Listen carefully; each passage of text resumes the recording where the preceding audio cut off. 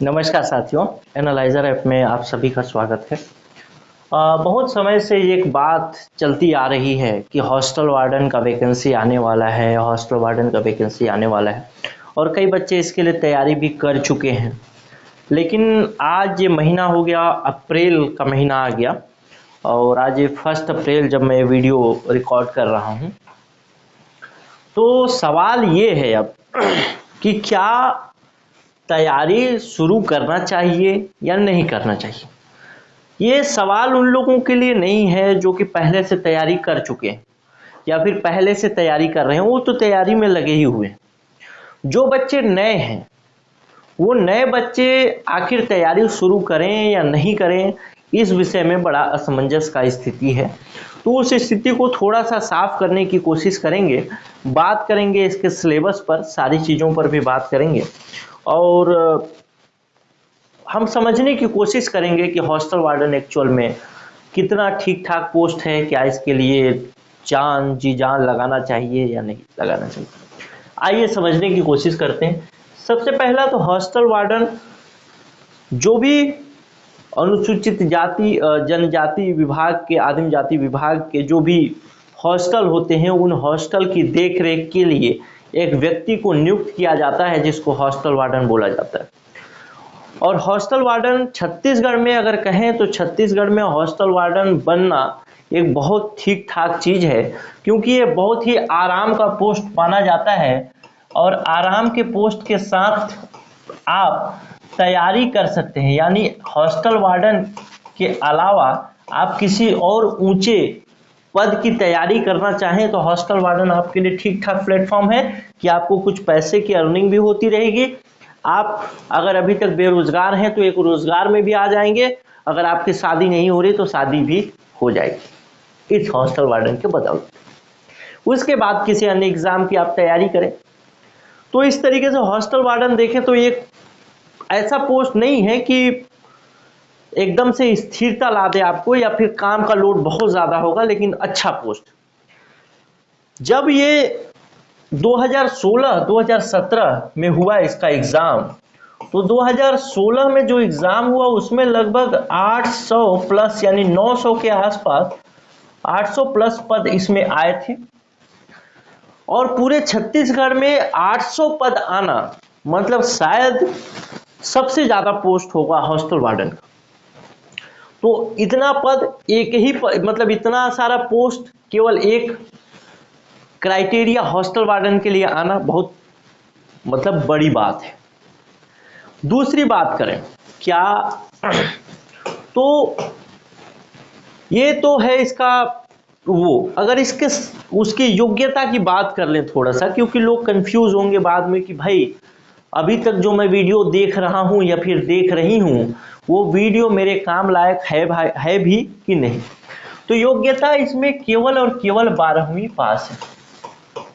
12वीं पास होना इसकी योग्यता है और आपकी उम्र जो है 21 वर्ष से 40 वर्ष के बीच होना चाहिए। छत्तीसगढ़ के निवासियों के लिए ही पोस्ट है, तो 21 से 40 वर्ष के बीच आपका उम्र होना चाहिए। अब बात यह है कि क्या 40 वर्ष तक जो उम्र है वो फिक्स हो जाता है, तो नहीं। जो भी रिजर्वेशन का लाभ है वो रिजर्वेशन का लाभ, आरक्षण का लाभ आपको मिलेगा। यानी आयु सीमा में छूट का प्रावधान आपके पास उपस्थित होगा। आप एसटी, एससी, ओबीसी हैं तो अपने उम्र के हिसाब से मतलब अपनी जो आपका जाति हो उस हिसाब से आप छूट के हकदार होंगे। तो 21 से 40 सामान्य लोगों के लिए है और इसके बाद छूट भी है। तो अगर आप ये दोनों क्राइटेरिया कर चुके हैं पास, यानी आपके पास आप 12वीं पास तो होंगे ही सामान्य तौर पर। मेरे को ऐसा लगता है कि हर व्यक्ति जो देख रहा है वो 12वीं पास है, चाहे वो आर्ट्स से हो, साइंस से हो, कॉमर्स से हो, किसी से हो, लेकिन 12वीं पास तो होगा ही होगा। और किसी से भी आप 12वीं पास है, आपके लिए कोई समस्या नहीं है। आपको ये एज देखना है कि क्या इस एज कैटेगरी में, इस एज ग्रुप में आप आ रहे हैं।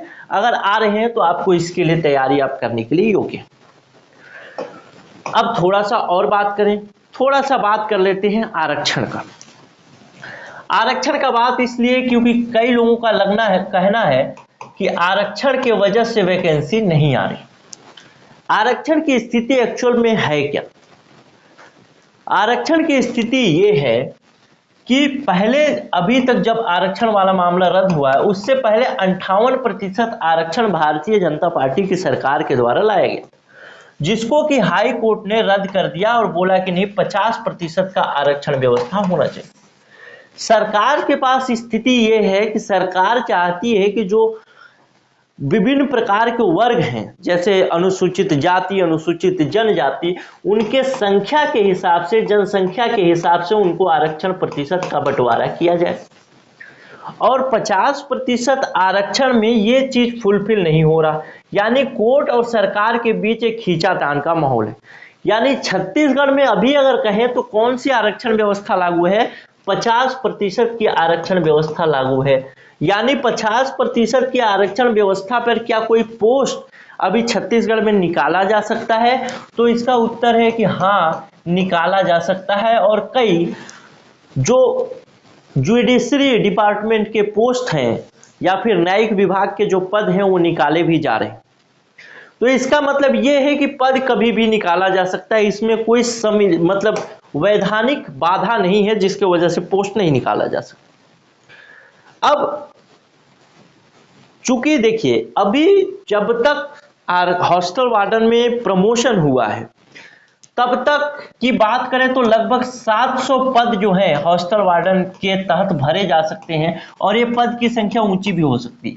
तो ये भी हो सकता है कि 2016-2017 में जो आपका हॉस्टल वार्डन का पद भरा गया उसी के आसपास यानी 800 के आसपास पद आपको देखने को मिल जाए।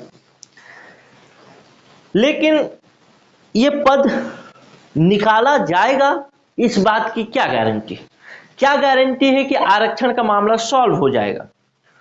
तो मेरी तरफ से कोई गारंटी नहीं। लेकिन आप भी इस बात को थोड़ा सा सोच के देखिएगा कि ठीक है, मेरी तरफ से कोई गारंटी नहीं है कि आरक्षण का मामला सॉल्व हो जाएगा। आपके तरफ से क्या गारंटी है कि जब ये पोस्ट आ जाएगा तो आप एग्जाम देकर के पास हो जाएंगे, आपकी तैयारी पूरी? तो जो लोग तैयारी करने वाले हैं वो लोग लगे हुए हैं, उनको कोई भी समस्या नहीं। जो लोग तैयारी नहीं करना चाह रहे हैं, नहीं कर रहे, वो आरक्षण के पीछे हैं। और ये बात जगत सत्य है कि अधिकतर लोग तैयारी नहीं करने वाले हैं, इसलिए आप लोग को भीड़ उससे और दिखता है।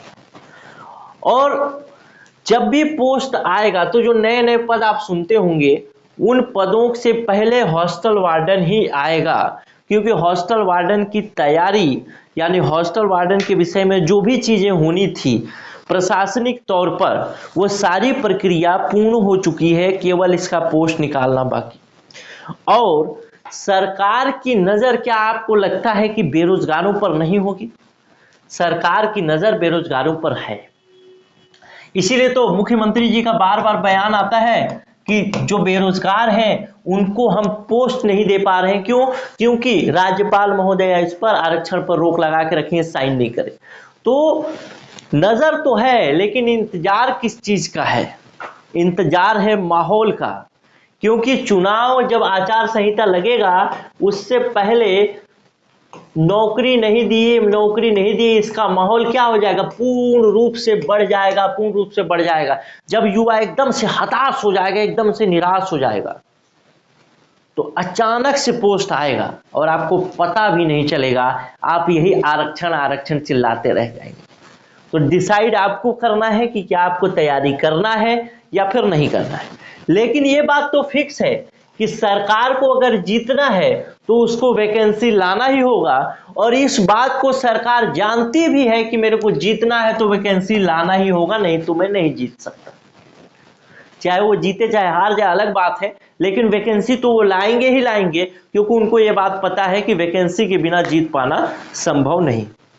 इसी वजह से बार बार आप देखेंगे विभिन्न प्रकार के बयान आते रहते हैं सरकार की तरफ से। कभी कोई मंत्री दे रहा है, कभी मुख्यमंत्री दे रहे हैं, कभी कोई दे रहा है, लेकिन ये बयान तो आता ही रहता है। तो ये समझिए कि जब माहौल एकदम से लगेगा कि अब वैकेंसी नहीं आएगा और सरकार के सामने एकदम से आंदोलन होगा, उस हिसाब से तुरंत ही वैकेंसी निकलेगा, इसमें कोई भी बाधा नहीं है। और पूरी संभावना है कि 50% के साथ ही वैकेंसी निकलेगा, क्योंकि 58% को पहले से रद्द कर दिया गया है। 76% वाला पास होना संभव नहीं है, क्योंकि साफ तौर पर सुप्रीम कोर्ट का डिसीजन आ चुका है कि 50% पर ही वैकेंसी ली जानी चाहिए, आरक्षण 50% से ज्यादा नहीं होना चाहिए। तो ये बात आपको क्लियर हो गई होगी कि 50% पर ही वैकेंसी आने वाला है।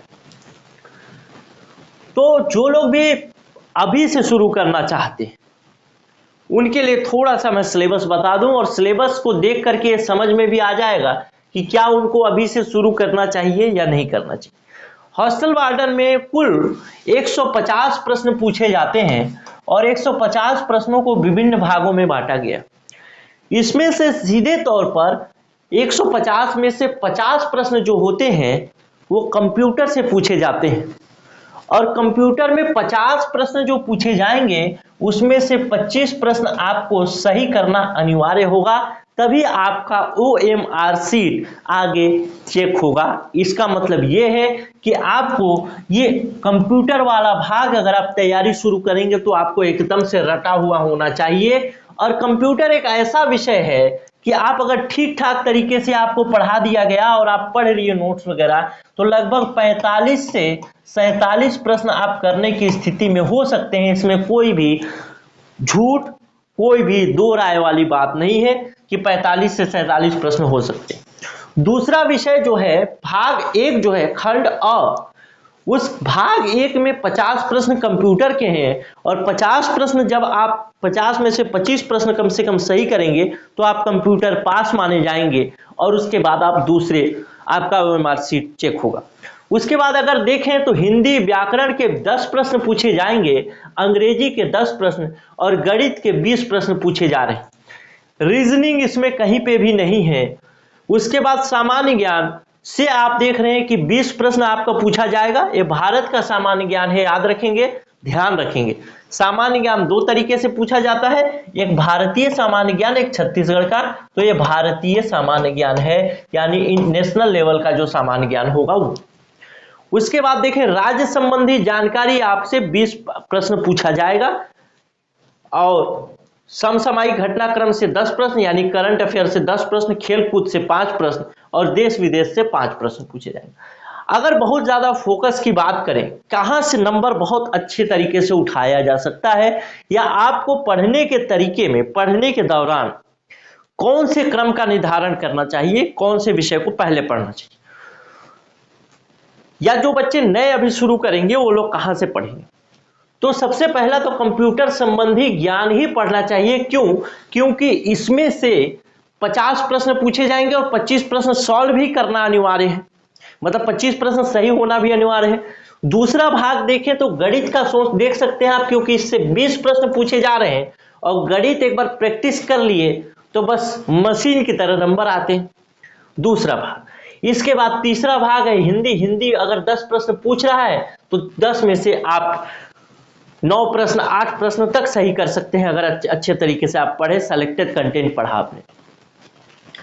अब बात करें छत्तीसगढ़ की जानकारी, ये 4थे नंबर पे आप ले सकते हैं, और इंडियन जो सामान्य ज्ञान है वो 5वें नंबर पे ले सकते हैं। उसके बाद आपका आता है अंग्रेजी 6वें नंबर। अंग्रेजी थोड़ा कठिन भी माना जाता है, सामान्य तौर पर लोग इसको छोड़ भी देते हैं, लेकिन आप पढ़िएगा जरूर। क्यों? क्योंकि जो अंग्रेजी पढ़ेगा उसके लिए 150 अंक का प्रश्न पत्र होगा, और जो अंग्रेजी नहीं पढ़ेगा उसके लिए 140 अंक का, क्योंकि जब 10 अंक उसने छोड़ा तो सीधा सीधा ये 140 का मैक्सिमम मार्क्स हो गया, और आपका प्रतिद्वंदी जो अंग्रेजी पढ़ा वो 150 अंक में फाइट करता रहेगा, और आप 140 अंक में सीधे सीधे आप पीछे ही रहेंगे, आगे हो नहीं सकते। तो इसलिए अंग्रेजी को पढ़िएगा जरूर, 6वें नंबर पे ये आता है। उसके बाद आप करंट अफेयर पढ़ सकते हैं, 10 नंबर का पूछेगा। खेल कूद देश विदेश भी आप पढ़ सकते हैं, जो कि 5-5 नंबर का। तो इस तरीके से क्रम है। अगर समय की बात करें कि इस सब चीजों को पढ़ के रिवाइज करने में लगभग कितना समय लगेगा, तो लोग तो देखिए सालों साल पढ़ते रहते हैं, 5 साल 6 साल से तैयारी कर रहे हैं, तैयारी हो नहीं पाती। लेकिन फिर भी अगर देखें तो कितना समय लगेगा, तो लगभग 3 साढ़े 3 से 4 मंथ आपको लग सकता है इस चीज को तैयार करने में, ठीक ठाक तरीके से अगर पूरा पढ़ेंगे तो। 4.5 मंथ अगर नहीं भी कहूं तो 3.5 मंथ लगेगा ही लगेगा, यानी 3.5 महीना है आपके पास इसको पढ़ने के लिए। और क्या 3.5 महीने में पढ़ करके एग्जाम निकाला जा सकता है? तो एग्जाम निकालने के कई तरीके, कोई निकाल भी लेते हैं, कोई 3.5 साल, 30 साल, 35 साल उम्र हो जाती है लेकिन निकाल नहीं पाते। तो अगर आपको लगता है, आपके पास प्लान है कि आप पढ़ना चाहते हैं, आपके पास प्लान है कि आप एग्जाम को निकालना है, आपको लगता है कि हाँ आपके घर के जो लोग हैं, आपके जो माता पिता हैं, आपके जो दादा दादी हैं, वो आपको एक आशा, एक उम्मीद भरी निगाहों से देखते हैं कि हाँ मेरा पोता है, मेरा बेटा है जो कि बन करके आएगा, कुछ सरकारी नौकरी लेगा।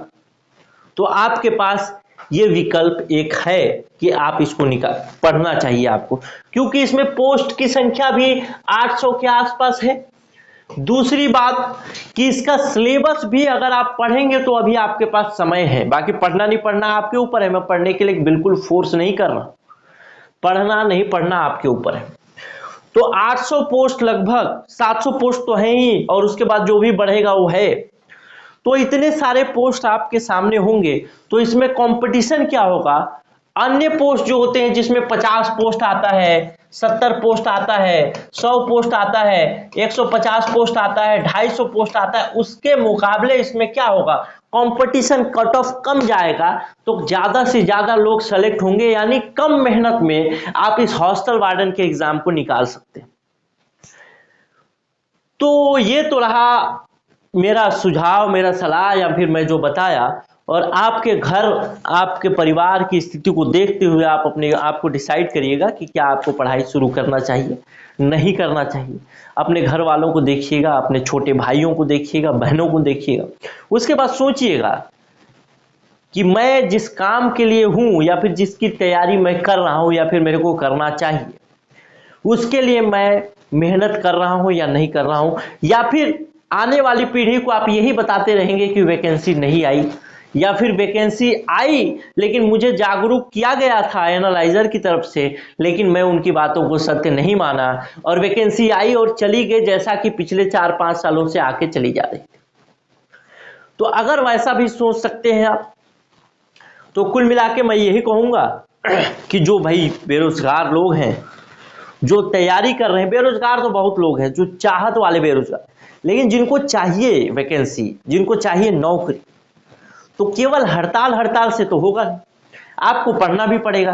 क्योंकि अगर वैकेंसी आ गया तो आपके पास कोई विकल्प नहीं, आपके पास कोई विकल्प नहीं। फिर आप नहीं बोलेंगे कि डेट को बढ़ाओ, हम तो हड़ताल में बिजी थे, डेट को बढ़ाओ, हम तो व्यस्त थे कि पता नहीं वैकेंसी नहीं आएगा इसलिए नहीं पढ़ रहे थे, हम तो व्यस्त थे आरक्षण का विश्लेषण करने में।